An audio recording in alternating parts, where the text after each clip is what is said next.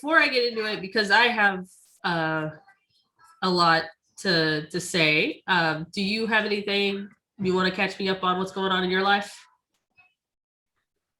I uh, I mean, Uh, it's been a minute. I don't have a planned. This is what I've been oh doing. yeah, I'm still plugging away at my YouTube channel. I I've seen. decided I to no. I was just gonna say I've seen you uploading a whole bunch of videos. yeah, decided to stop pushing myself to get these the conversation videos out because I was really pushing myself and not allowing a lot of personal creativity time. So I decided to kind of focus more on me, focus more on creativity, and just let the conversations take the time that they will take. Yeah, well, I was watching your videos come out, like conversation videos. I actually thought it's like, wow, she like puts out a lot of videos. Like, how does she have time to do anything else? And I was kind of in my mind, I was like formulating these ideas of like how you do this and still get time for yourself. Like maybe she does a whole bunch of conversations on one day and then like spreads out the editing. I don't know. I was trying to like make like Yeah. trying to figure out like how you had time for yourself, especially with twins. Yeah. Well, my kids go to daycare 3 days a week, and my husband is a really supportive guy. He's like not like he helps with the kids. Like I hate when people say that about husbands. Like, no, they're not babysitting or helping. They're being a part of the family. Right. Um, Yeah. so I have a really supportive guy, and yeah, but I did have a lot of there was a couple months there where I had like 19 conversations in 30 days. That sounds like a lot. And Yeah, and I and love I having conversations, but finding time to edit them and getting overwhelmed oh yeah. by the list, I've decided to cut back on having conversations, but I miss it too. I miss talking to people. Oh yeah. And that's another thing I wonder about. It's like she also edits her own videos. Do you think it might be a more of a load off of you if you had your own if you had an editor? For the conversations, yeah, for sure. But I wouldn't want to have anybody else edit my vlogs because that's my fun thing to do. Oh yeah, that makes sense there. Yeah.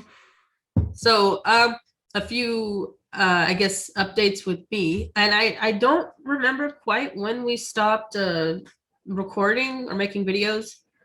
And I don't know if I'd mentioned this, but I have I told you that I have ADHD? I Have I don't said that? remember. I think I wanted to tell you, but I think at the time I knew that I had it because I was diagnosed as a child, but it's been a while and I had not yet been diagnosed as an adult. So I did want to come out and say like I have ADHD when I hadn't been like clinically diagnosed as an adult because I didn't want it to I was kind of afraid of saying that I had it but didn't really, but I know I have it. It's like Yeah. it's not a secret. Self-diagnosing self-diagnosing neurodiversity is allowed. Like when you're different. Yeah. You know when you hear about these these aspects of things and they click with you and you're like, "Oh, yeah. I feel that on a deeper level." Definitely. It's just uh I've had way too many conversations with people that pretty much amounted to, are you sure you have ADHD? Are you sure you can't just do this and that and the other thing and you won't forget as much or you'll be more focused and stuff like that. And I'm like I don't know how to get you to understand what's in my brain, but no. So I ended up go ahead. I was just gonna say, when people say who they are, just listen to them. Mm-hmm. Definitely. It's not helpful for someone to tell you something about themselves and then for you to go, no, you're not. I mean, that's probably the least unhelpful, most infuriating thing anybody could ever do. And even if what they say they are, even if they are mistaken, they'll figure that out on their own. They don't need you to be telling them who they are. So Yeah. Yeah, I went to the doctor, which was a huge mess of me trying to schedule that appointment. I had to reschedule an appointment like four or five different times, and it was a it was very irritating. I'm not sure about the word. It's like when you plan something with somebody and then they cancel, and then you plan again and then they cancel. But I mean, it wasn't the doctor's fault. It was just life getting in the way and stuff. And finally got to see a doctor to get diagnosed. And I had everything planned out in my brain about what I wanted to say about like how I was fairly 110% sure that I had ADHD. And everything just came out as word vomit. And I felt like I was just, I felt like I was a little kid trying to explain like an abstract problem. And I don't know if that helped my case for me having ADHD or just made it seem like I was making stuff up. I could not tell. But I was I was prescribed some medication. The first one didn't really work because it wasn't really an ADHD medicine. It was actually an antidepressant, which I can say it did help me with because I had a little bit of a problem with being irritable, which it kind of helped me with that. But as far as the ADHD part of it goes, it didn't really do much. And then my doctor tried to get me on another medication, but my insurance didn't want to cover it. So I'm on something else right now, and I think it's helping. I think it is. I think the best way for me to notice if something's helping, if I take it for a while and then stop for a little bit, and then when I stop, I'll notice how the medication actually helped, and then I'll take it again, knowing that it's actually helping. I saw a picture online of describing ADHD as opposed to the majority of people is like a funnel. Neurotypical people have like all the things go into the funnel and then one thing comes out and you do that one thing. But with ADHD, it's like a reverse funnel, and every single task that you see to do feels equally important and has so many steps to it that it's totally overwhelming to figure out where to start. Absolutely, especially like with this podcast. Like I've wanted to do something like this for so long, and I was just like, I cannot focus on all the tiny details. I just need to jump into it. So I felt kind of weird starting it with you because I didn't know you very well, but it was all like, how am I supposed to get her to know her really well unless I talk with her? And if I'm talking with her, that's kind of the podcast.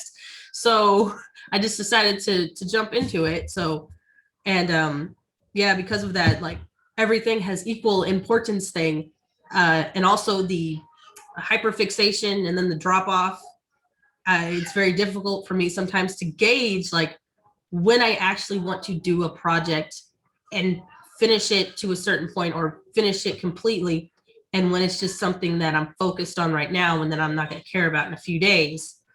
And so doing bigger projects like me wanting to have a podcast, or me and my dad were trying to create a card game, or my sister wants me to be involved in some like long drawn out like role-playing type game. It's like I want to do these things, and I know these aren't important things, but these are things that take some sort of commitment towards if you want to finish them, or even just reading a book, finishing a book that sometimes I'll start and I will have no idea if I'm finished, and I want to be a reliable person. So I want to know if I'm going to finish or not. And sometimes I just don't know. And you have what, 2 or 3 kids? I have 3 kids. And they're like all under the age of 5 or something, right? Yeah. 10 months, 2 years, and 3 years. They're fun. I love them. They're fun. The 3 kids under 4. Yeah. They'll grow. They'll get older. Yeah, indeed. But still. I have twins, 2 5-year-olds. I can't comprehend how difficult it would be to have 2 kids of 2 different ages. Bailey and Benjamin, my 2 and 3-year-olds, are kind of evening out now. So they're I mean, you can still tell obviously that Bailey is younger, but they're getting more on like each other's levels. So and I've had a few people already ask me, oh, are they twins? So and of course there's also there's the other things that you'd really like to do, like not just the podcast, but just uploading to YouTube in general. Yeah, I really want to be consistent on YouTube, but I also don't want to stress that so much because I do want it to be something that I do for fun. And if it does become bigger, then that's something I want to happen naturally, not just be trying to throw things at the wall, like and just see what sticks. And then one thing about YouTube is that people go to YouTube channels for certain things, and that's what draws people to go to them because they know what to expect and they know what they're getting into. With my channel, because of my ADHD, I get different, what did I call it before? Hyperfixations, to where I'll want to do like different stuff all the time. So there's really not one thing that I want to make videos on. I am pretty consistent with doing like game videos, but I'm not good at video games. I play them because it's fun, and most of the games that I like are like puzzle type point and click games. But I mean, sometimes I'll want to do something random like I'm just gonna look at this website and say what I think. Yeah. That's why I love vlogs, because with vlogs, there's just no rules. It can just be you exploring your world. Exploring the things that you love. So me personally, myself, I don't think I'm interesting enough to do vlogs.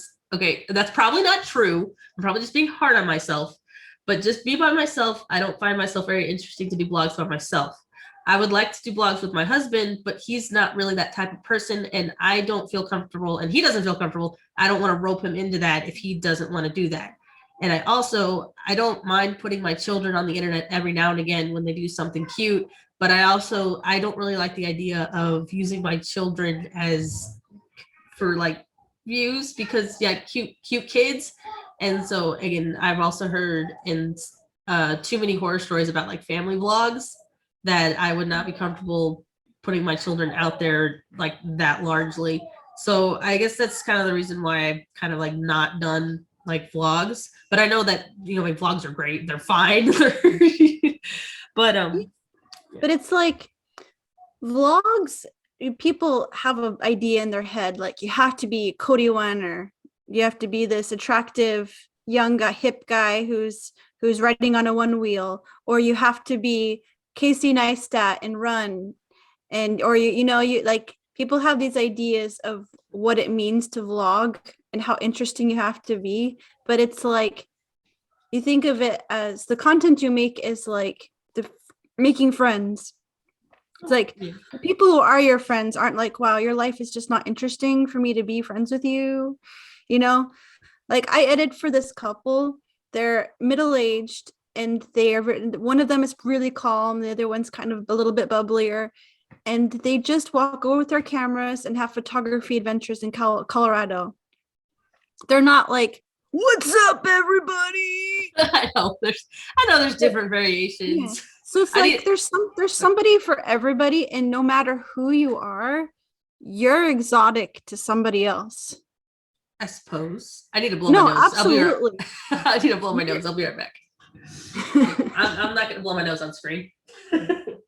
You could be in a cornfield in Nebraska and be like utterly exotic to somebody who grew up in South America in the jungle, like everybody is exotic and fascinating to somebody else.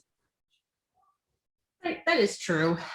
I mean, maybe I'll rethink the vlog thing, but I feel like I'll have to like have like my own spin on it, and I'm not sure what that would be. Exactly. There's too many people that are like, well, it worked for Casey, so I'm gonna do cinematic coffee, or not Casey, Peter McKinnon got huge by doing fancy coffee B-roll, so if I do fancy coffee B-roll, then I'll get famous too. It's like, no, you have to put your own spin on it. All right, so I did make a list of things that I actually wanted to talk about, and then but this is still great, but I still want to get to a few other things. First off, my dad, the reason why we took a break, because he was staying here with us for a while. So what he ended up having to get, just a quick refresher, he has multiple myeloma, which is cancer in his bone marrow, which affects his immune system and his, well, obviously his bones. So he has actually several, like, actually has several broken bones right now, like lesions because of it. And I finally was able, since she was staying with me, I went with him to his doctor's appointment. So I was finally able to actually find out what exactly a bone marrow transplant is. And it was kind of explained to me as basically resetting your immune system, because they basically had to wipe out his immune system, all the white blood cells, because that's where the cancer was. And so they wipe all that out, and then, he gradually nursed him back to health. And so basically right now he has the immune system of like maybe a 5-month-old baby, and it's like, that's insane, because they wiped it out and now it has to come back up, and he has to get all his vaccines again. But he can't do that for like a year, because unlike a baby who is, fresh and got new cells, he's got old man cells. So it's going to take a lot longer until he's able to actually even get immunized again. And right now is not a good time to not have an immune system. Yeah. And my mom actually just had to get tested for COVID, because my grandmother, her mom, got COVID. And now my dad's stuck at home with someone who possibly has COVID. And I also keep hearing stories of people dying of COVID. I'm worried. Yeah. And yeah. I had man. Yeah. So it's okay. I don't know, but part of me thinks he's gonna be fine, but I don't know if that's true hopefulness or denial. But so, you can't live in the what if. You just have to take it moment by moment. And if we can just drive ourselves crazy just thinking about all the things that could happen. Yeah. And sucks. I've gone. You say ducks? I said it sucks. Oh, it sucks. I said you said ducks. Like, I don't know, trying to not use ducks. The F word. Yeah. Duck it all. I've gone through like so many stages of grief in the whole deconstructing business that it's like I've gone through so much anger. I've gone through so much bitterness, and I'm sad. And I'm sad. I was angry for the longest time, just trying to hide behind anger about, I'm so angry about Christians who are anti-science, refusing to get vaccinated. So angry that they can't take it seriously and that they're trying to make it a matter of faith. Like, just have faith and la la la. And I'm so sad. I'm so sad about how many people have died terrible, lonely deaths. And I'm so tired. I want to try and stay on track with the story I'm about to tell, so I don't want to get. I want to make sure I say the whole thing. I just finished reading a book called "What If Jesus Was Serious About Prayer," and one of the parts of the book was talking about like communal sin, not just individual sin, but like the sins of like the church or the people group you're a part of or your country or something like that. But in the book, it was kind of emphasizing like the sins of the church.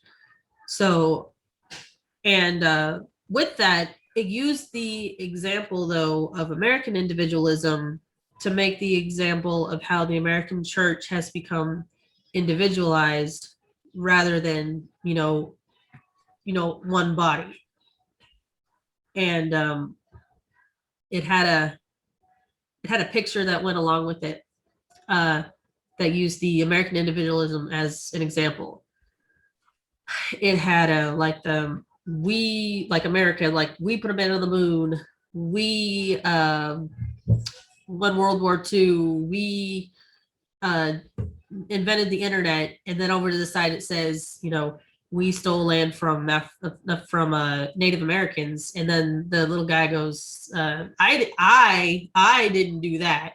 And so it was making a point that we like to rejoice in the benefits of things and all take credit for it, but in like the sins and the wrongdoings that we do, we want to shove those aside and not take communal responsibility for it and just be like, nah, I didn't do that. And so there was a little passion to that, and I decided, because I had to take that excerpt from the book and put it on Facebook, which is mostly conservatives on my Facebook because I live in Texas.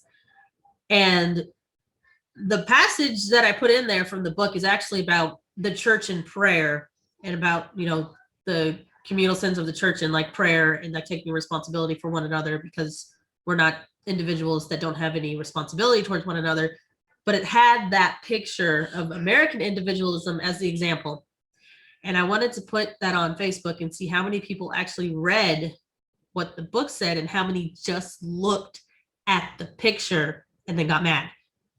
And I had some support. I had some people hearting it and saying yes and do. And I had one person who ended up being my pastor from my hometown, who I don't believe he read the whole thing, or he just saw the picture, or he didn't read it thoroughly enough, because he did start going on about the American individualism. Like, how far back are we supposed to go to like pay for this stuff? Does that mean that we aren't forgiven if we keep having to ask for forgiveness and all that stuff that goes along with it? And I was kind of sad, because I was like, you're a pastor. So I started writing to him as respectfully as possible, telling him all the things using the Bible. And after a while, I saw that he was going to respond back, that he responded back. And I was kind of scared, because I was like, did I just tell off a pastor? But then I read what he wrote, and he apologized, because he says, I'm sorry, I think I mistook the point of your post. And then he says that they were going through a really hard time because 2 of their family members had just died. And I know for certain that one of them was from COVID. I'm not sure about the other one, but it's very high possibility. And then I just kind of sat back and I thought, like, how all of this can connect, about how the like American individualism can connect to, masks, how it connects to our attitudes toward things, how it connects to how we grieve. Absolutely. Where is it? I'm reading a book that really, really very well connects to all of that. Unsettling Truths. The ongoing Okay, go ahead. Dehumanizing Legacy of the Doctrine of Discovery. I have a great segue for that, because I learned about something a few days ago that I've been looking into since I found out what it was. And it is an unsettling truth indeed. Okay, so me first, innocent me, not knowing about what this stuff is yet. I'm just scrolling through TikTok. Oh, wait, before I start rambling again, do you have anything to say? Do you want to tell me a little bit more about that book first, though? Sure. It goes through the whole concept of the doctrine of discovery. It's from the 15th century. It's official church edicts that gave Christian explorers the right to claim territories they discovered. It justifies American triumphalism, white supremacy, and ongoing injustices. So the unsettling truth that I just learned recently was, I was scrolling through TikTok, And I saw it's just a funny TikTok, a person saying, you know how I gauge if someone is worth having a conversation with or not? And this is what they said. They said, I will ask them if they know that Cars 2 is a eugenics propaganda movie. And I kind of went, what? It's like eugenics propaganda movie. And then I was like, what the heck is eugenics? So I looked up eugenics and it's like, oh my gosh. And then I kind of thought about the Cars 2 movie and how the villains are, you know, the lemons, the cars that are like less desirable and falling apart, and they're the bad guys. And so I was like, oh my gosh, I think she might have a point. And so stepping off of that, I just start looking into like the history of eugenics in general, like where did it come from? You know, but I thought that eugenics was some evil thing that came from the pits of hell in Nazi Germany. But it turns out that eugenics, at least the ones that Hitler copied, came from America. And I started looking into the history of eugenics in America. And I mean, obviously it broke my heart. And then I was all like, why on earth have I never in my life heard about this until now? And then I got mad, sad, and in a bad mood. And I was just, and I'm all like, people are flying the Confederate flag because they are afraid that their history is going to be forgotten. But you know what history is actually going to be swept under the rug? It's the history that makes us look bad. That doesn't make us look like the heroes. And I guess freaking go to hell. I know. And bringing up horrible things that happened in America does not in and of itself mean that America hasn't done good things. But if we ignore the horrible things, then that elevates a false vision of what America is. And then we all have this idea of who we are, and we're not. Yeah.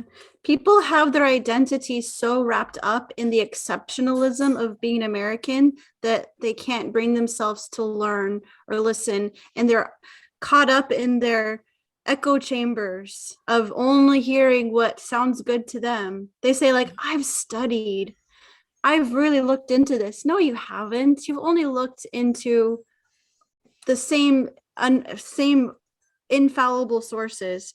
My husband posted a really good thing on Facebook about what it really means from an academic position to study something. Like, it doesn't mean watching 3 YouTube videos or whatever. Like, to academically study something, you need to study it. You need to see who funded the research, what the people who funded the research were getting out of it, what the motivation was. Look into the backgrounds of the people who wrote the literature. Like, it really involves a deep dive. Okay, I had something else to say. Hang on, it left my brain. It's gonna come back. Give me a moment. You were talking about the stupid, ugly, rotten Confederate flag, and people not wanting to lose history. All right. So here's my thing, and I might get, and I feel kind of weird for saying this. Okay. All right. But do you know anti-vaxxers? Yes. Okay. Yeah, I do. Okay. All right. So here's the thing. Anti-vaxxers are anti-vaxxers. And the only reasons I have ever heard that they are against vaccines is because they think they're poison. They think, they got microchips in them. They think that they're going to alter your DNA. They think like all these things that have been scientifically proven that, no, that's not it. They think they're going to give people autism. Right. Okay. But here's the thing. Those are the ridiculous reasons that have been debunked. Yes. But I've never in my life heard someone say, remember what happened in the eugenics movement when doctors were given all of that power and they, sterilized and like took women's uteruses out of them without their knowledge. Remember back when doctors did that and then brought that around to saying that's why I don't trust doctors now? I've never heard an anti-vaxxer say that, which if they did, I would find some understanding in them. But that's never been the reason. And I don't want to give any validity to anti-vaxxers. But when you try and sweep stuff like under the rug, something that, you know, doesn't have like any validity. I mean, I'm not sure what I'm saying here. I trust doctors. I mean, do you hear me? I hear you. Yeah, it's frustrating. It's beyond frustrating. It's heartbreaking. Yeah. And the same people who refuse to wear masks and refuse to get vaccinated are dying. And they're choking and they're having a horrible death. And on their deathbeds, they're saying, tell my family we were wrong. Tell them to give it. Tell them, don't let this happen to them. So yesterday, on the news, because now we're going to talk about the news, that Trump was in Alabama and he actually recommended his crowd to get the vaccine. And so that's good. That's good. But do you know what happened after he said that? Did he get booed off the stage? He got booed. So, I've heard a lot of, well, not a lot of, but I've heard a couple of people say it's like if Trump just, you know, goes and tells his cult following to get the vaccine, maybe they'll follow him, but apparently not. They're just wrapped up in their own egos and what they think is true. That it's sad and infuriating. Sean Flake or somebody else like him will probably become president. You said someone like Trump again? Sean Flake or someone like him, to get the evangelical vote. Oh, good golly gosh, people are dumb. Yeah, really dumb. Really yeah. dumb.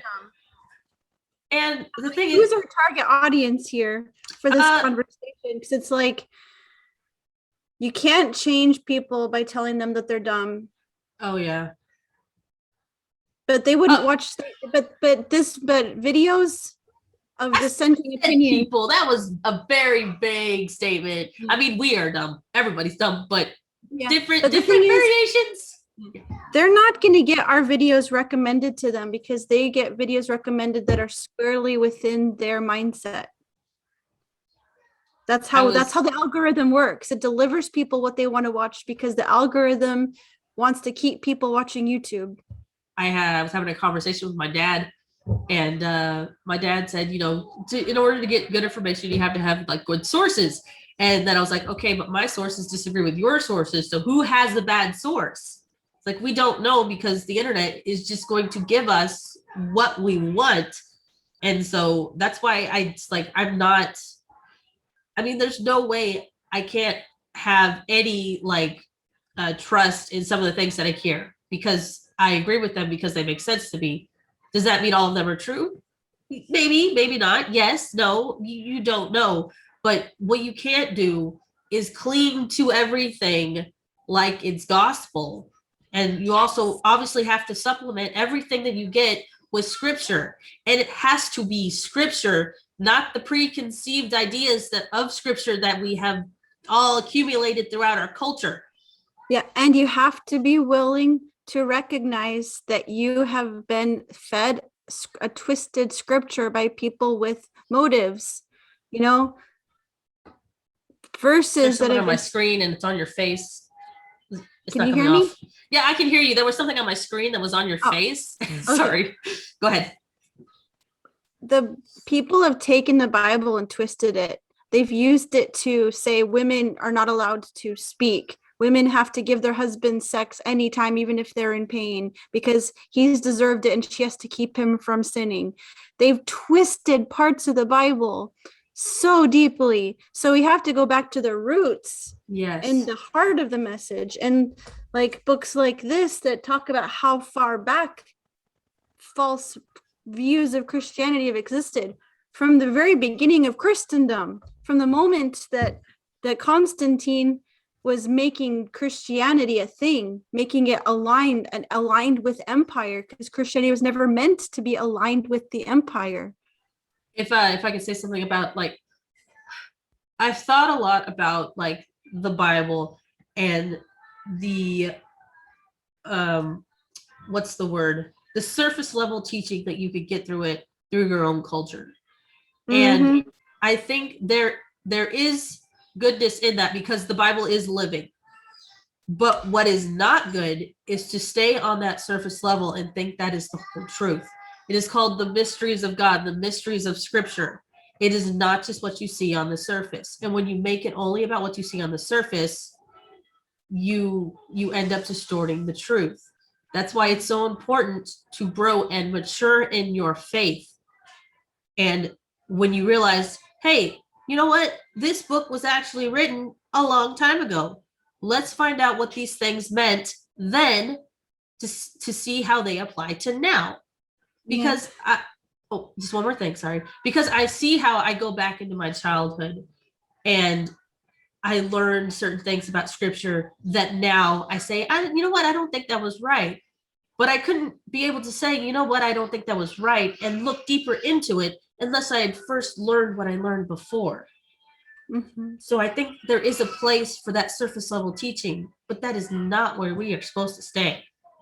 What's really, really damaging, what's been incredibly damaging, has been elevating the Bible a little bit too much, actually. Yeah.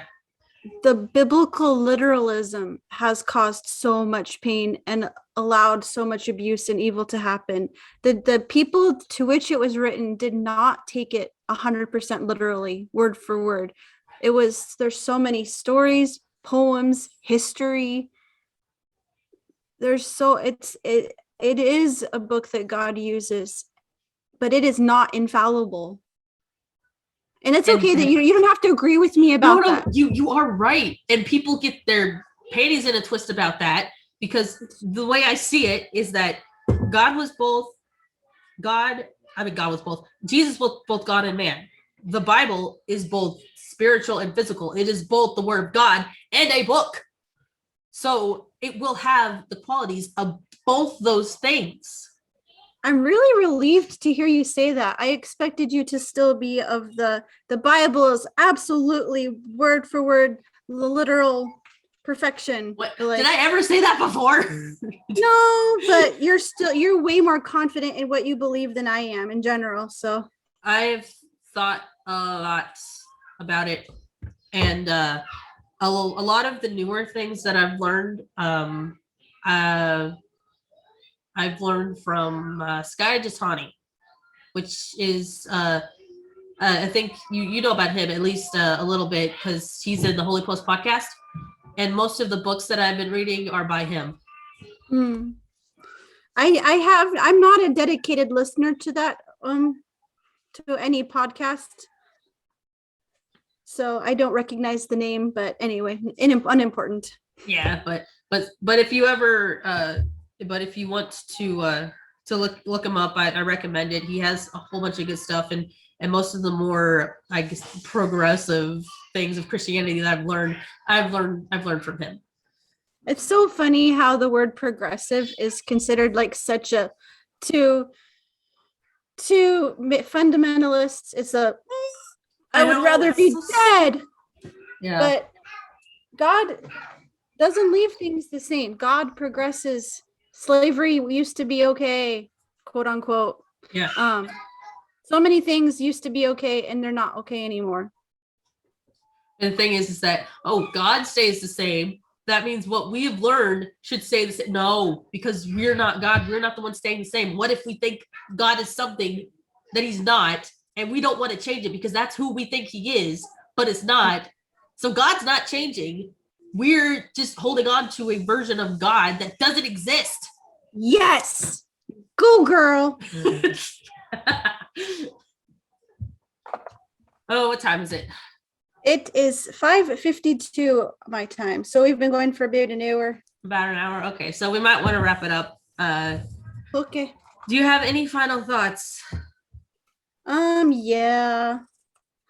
I want to say that I'm sorry for the fact that I was going through the anger, a lot of anger and stuff. And if I ever like treated you not nicely because of that, or made things uncomfortable because of that.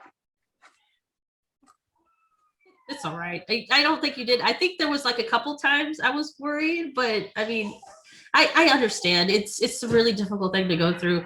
I actually got mad at my current pastor, and I felt super bad about that because I was trying to tell him about the importance of like gathering together in small groups, but they have like small group gatherings, but like it's throughout the week. But I was trying to explain to him of how difficult it is to coordinate people's schedules, to have consistent small groups, and how I thought it would be very beneficial to people to have small groups sometimes on Sundays rather than the large service.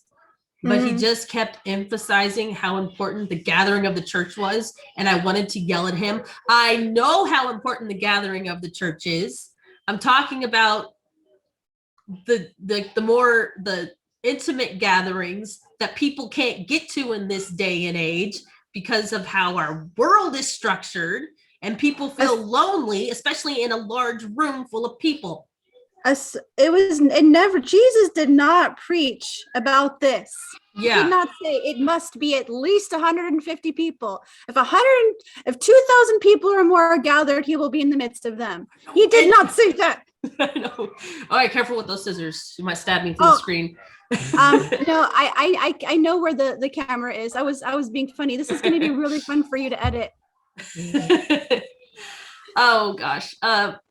One last thing I want to end on is I think. Sorry, I burped. I think I told you, but we are actually moving. Oh. We actually found a house, which I was really surprised with that we found it as soon as we did. I thought we were going to be searching for a house for like 3 years or something and waiting for like the market to crash or something like that. But my husband is actually a great house hunter and actually found us a really good house. So we are going to be moving around the end of September. I think the 21st is the first day we can move in. So that's when the whole process is going to begin. Nice. Congratulations. Yeah, I'm really excited. It's a nice house. I've my entire life, I've never lived in a house with an upstairs, and I'm super excited to finally live in a house with an upstairs. Is it a forever home? I don't know. It's nice. I think it's nice enough to be a forever home, but we were thinking about maybe having one more kid, and it 4 is an okay number. No judgment on my part. It's not my problem. You go, girl. But if we do move somewhere again, I mean, I can't imagine a better house than living in a fancier house than that one. I wouldn't feel comfortable. But as far as I'm concerned, it could be a forever home. But I don't know what the future brings. So, but yeah, that all sounds like a good place to end. So, I am going to use this as a video for my YouTube that we talked about way too many interesting topics and good things. Have fun editing. I will. In fact, am I going to edit it, or am I just going to throw it up there like this? Because I think do what's realistic for you. Yeah, I try. Like sometimes it's like chop out like parts of like conversations that we have that like didn't really flow, but then I can't get it to flow into the next part of the conversation because what the next conversation started had something to do with that other conversation that didn't really flow. Well, what you could do is like have some text and some music and be like this, and then we're talking about this. This is a little bit of context or whatever. That's an idea. Yeah, that's a good idea. Or voiceover or something. All right, before we talk about anything else, just say bye. Bye. Bye. Don't forget to leave the scissors in. I'll leave the scissors in. I will not cut out the scissors. All right. Bye. Bye.